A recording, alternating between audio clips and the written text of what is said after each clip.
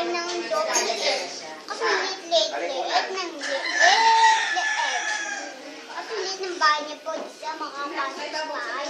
Kasi hindi makakit yung dog pag walang stair sa house niya, matas yung bahay niya.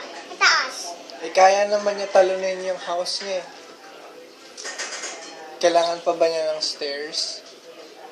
O, para makakit dun sa door, para makakit. Para makakit sa door. Ang house niya.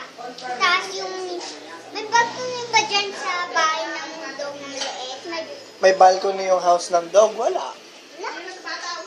Room lang. Room lang yung bahay niya kasi may bubong yung bahay niya para hindi mabasa. Opo. May bubong yung bahay. Maganda yung bahay niya. Bakit yung may stick off? Stick off. Give mo siya ng stick off yung dog.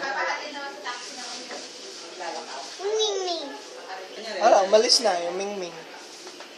Tingin ko dun sa side ng... There's no way of Ito yung stick off. sasalubong ka niya. Ano yung nasa window? Si Tita Aileen. Kasi kabila yung window. Pare, pati yung nang mausap eh. Ito yung stick off. Ah. Yan, stick off. Tita Aileen! Narinig kita sa window. Narinig mo ako? Ano sinabi ko? Ha? What did I say?